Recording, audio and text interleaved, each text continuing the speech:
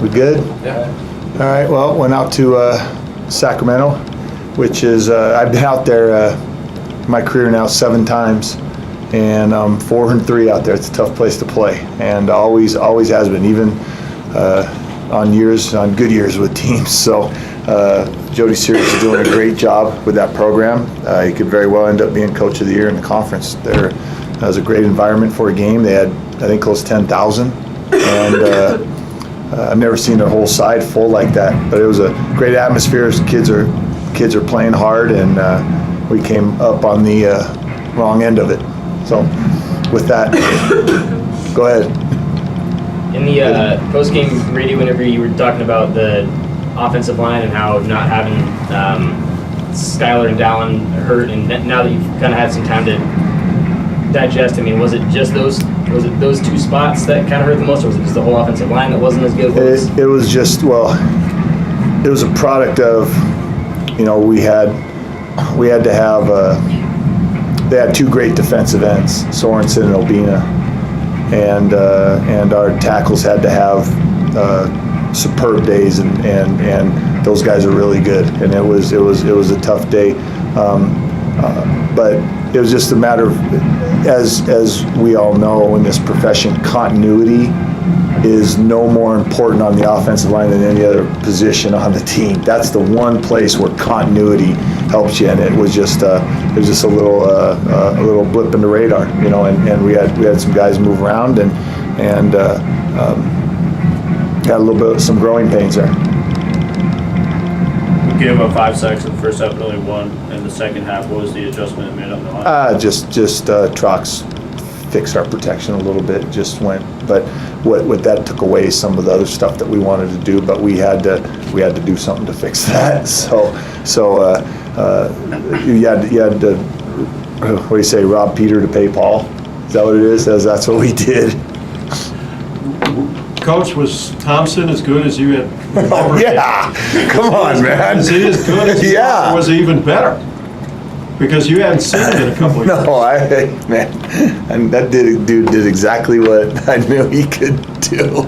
Yeah, and the thing about him is he's so solemn. He's, hey Kevin, great job. Thanks, Coach. He's just so.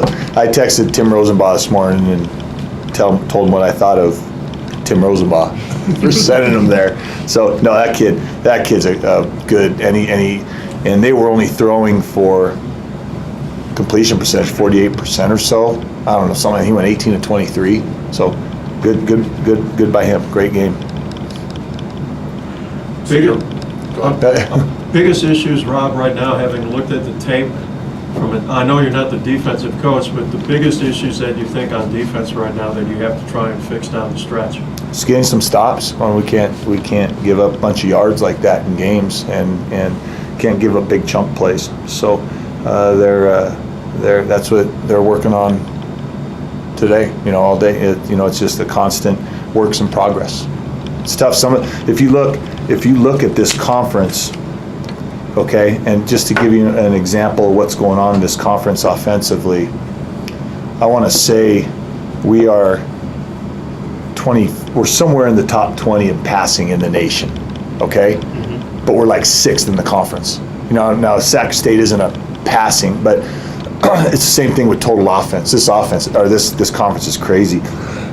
Excuse me, this conference is crazy this year. We're in the top 20 offensively, and we're mid-pack in the conference. So it's just every week, and when we're coming up on another one this week, that's very dangerous. Why do you think that is, that so many teams are so good offensively? I don't know. I mean, it's just, I don't know. This year is crazy. You think you throw for a lot of yards in a game, and then all of a sudden you see Eastern stats and Gruber throws for 100 more. It's like, oh man. So I don't know. It's just one of those years. Moving on to this week. Good. How do you throw for 100 more than your opponent? Then throw for 100 more than your opponent. Don't give up 5 sacks. But and that's why I brought this. What's funny is I look at where we place statistically in the country throwing the ball. We are 7th in the nation in touchdown passes, 2nd in the conference. We are 6th in the nation in passing yards, 3rd in the conference. 12th in passing yards per game, 4th in the conference. You know, we're productive. We had 21 first downs. Our goal is 25, but we had 21, and just didn't finish drives. You know, and so you know, that's what Trox and I spent all day yesterday and this morning. And as soon as I'm done here, I'll go back, and that's what we're going to sit and do. It's tough. How difficult is that to game plan that way, knowing that you have to go out and put up so many first downs, so many yards? That's just what you do. I mean, you think that's it's not difficult if that's what you do, and that's what we do. So you know, we just go and that's what's good about having Matt Trox on the staff. He and I can sit there and you know, tinker with things and hopefully come up with some. You know, you look at what you run in the past, you self-scout yourself, and then you work off of things that you've done. You know, if we did this, well, that should open this. You know, and so that's what's fun about being able to game plan with Matt. As far as your defense goes, I mean, is there any correlation between not good enough pressure on the quarterback and passing yards given up? Are they independent of each other? It helps, you know, if you get pressure with 3 or 4, you know, that's what Sac State was really good at. They got pressure with 4, then they can drop 7. You know, if you can get pressure without blitzing, that's a great thing, and you know, that would certainly help. You know, put some pressure on the quarterback, force him to get the ball out of his hands, not back there, and let big long things develop. So. Like I said, they're working on it. I think Steve Fafita does a great job with the D-line, and that's something that, like I said, it's a constant works in progress.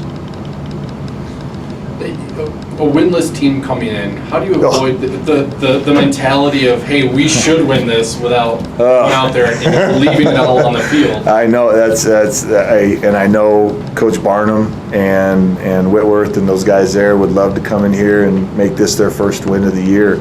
It's going to be a battle. They're a good team. They're better than their record indicates. They have 2 great corners. They have a really good receiver. You know, their corners are arguably, I'm not saying they're the absolute best, but arguably the best in the conference. They have a really good tight end.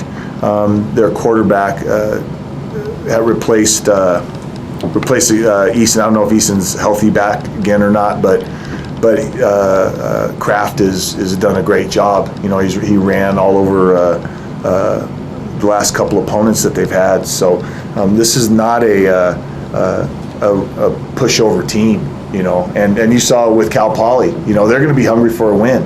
And when you get to this point in the season, you'll do and try anything. And I know Coach Barnum will have those guys ready to roll. It's going to be a battle. And plus Portland State historically versus Idaho State has been a pretty tough game. Yeah, and like you were saying, they're probably better than the record shows, and they've been in most of the games. They don't get blown out. So do you see anything with them that says that's why they can't maybe? No, that's why you look at the film and you go, you can't believe they're 0-6. It's just like, gosh, you know, they could have beat Oregon State, you know, and they got a lot of guys as we go through their depth chart. You know, Trox sitting there. Yeah, we played against this guy, and they got a lot of returners. And I don't know what it is. You know, it's just you look at it on film and they don't look like an 0-6 team at all. I mean, it's like they scare you to death. Mm-hmm. So, but that's coach is always looking for the worst case possible. I talked to Bruce this morning, Rob, and it's funny. It's not funny, but I understand because you have said the same thing. He said they're doing the little mistakes, and he said they're adding up. They're costing them games. He says we'll miss a point after touchdown. We'll miss a field goal that should have won the Oregon State game. And the turnovers, he said, they've already allowed, I think, like 25 points off turnovers. A lot like Cal Poly. Yeah. You know, but it's not just coach speak. It is little things that win or lose games. Well, that's like I talked about our game 2 weeks ago. The error percentage. You know, drop passes, penalties, fumbles, interceptions. You know, sacks. Those are things that all add up, and yeah, it's just a little thing here and there, but a lot of little things add up to a big thing. It's also the defense that's given up their fair share of points. Is that just a product of the conference being so good? Yeah, man. I mean, they've played Davis, they've played Montana. No, they haven't played Eastern.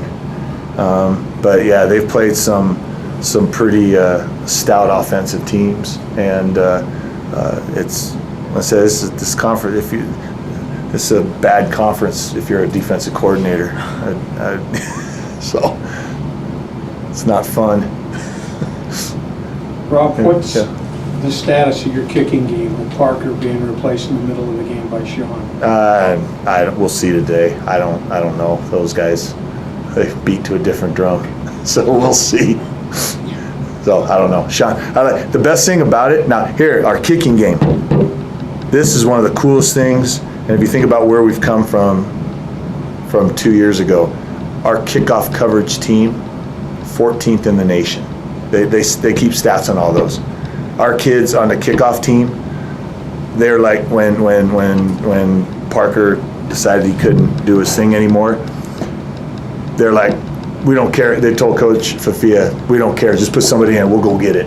And and we kicked the squib kick and they got them inside the 20. And we got a group of kids on that kickoff team and they're fun to watch. But I think in terms of our whole kicking game as a whole, David Phenicie has done an awesome job. And our numbers it's more impressive from the standpoint that we've only had 2 touchbacks.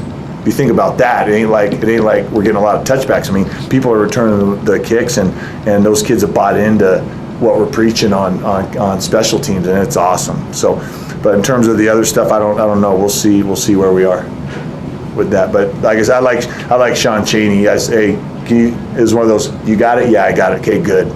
That's all. That was the conversation. None of this. Well, I got to get ready. I was like, he goes, yeah, I got it. So I like him. But he's like 38 years old or something. I don't know. He's almost my age. So. Are you saying Parker tapped out in that game or Coach pulled? No, I think he had a little issue. So I don't know. So just so as I said, turned to Sean and said, "Hey, can you do it?" Yeah. Okay. Good. Go after it. If there's 1 or 2 things Saturday, Rob, that you think you got to do better to win the game, can you pinpoint what you would think that would be? Not go 1 for 11 on 3rd down and not give up 6 sacks.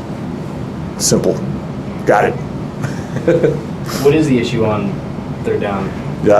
It's you can't pinpoint one thing. It's. I mean, I could look at the 10 that we didn't get, and there's 10 different answers. It's just we got to execute better. That's bottom line. I have a lot of defensive questions for you.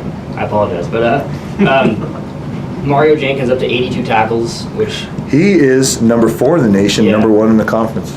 yeah, and Got so my stats here. he. I mean, what do you see from him that he's able to just have 9, 10, 11 tackles? He's just got an innate ability, and he studies the game, studies the opponent. He's what you want a 5th-year senior captain to be, and that's what he does. He's awesome. I gave him the day off today from you guys. I gotta get him back in here. But he wears his emotions on his sleeves during games. I mean, he is an emotional leader, and he was after the Nevada game back in September. He was crying, and I said, "What's up, man?" He goes, "I've been waiting 5 years for this," and that's the type of kid he is. And you see him during games. He's hurting when things aren't going right, and he's as I said, he's not only the heart and soul of the defense, but of our team. Do you know if Joe will play? I don't know. I'm don't speak to injuries. Been seeing on Twitter and social media that some NFL scouts are coming in. Are they just looking at Mario, or who else? Oh, they like Mario, they like Skyler, they like Big John. That's pretty much who they keep coming to look at. And that's always good. It's always good when if you have a guy, they all come through and they all bring donuts to the office. So it's a good deal. The Jaguars got us pizza last week. It was awesome. That guy, he was the best one. Have you reminded your team that they were picked to finish last in the conference? Every week. Every How week. many times this week? Oh, I hadn't started. That usually comes up around when I'm running out of other things.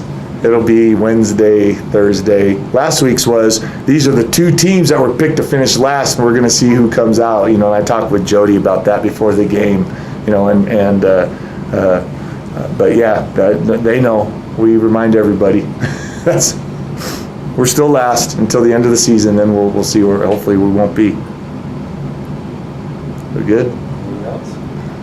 All right, thanks, guys.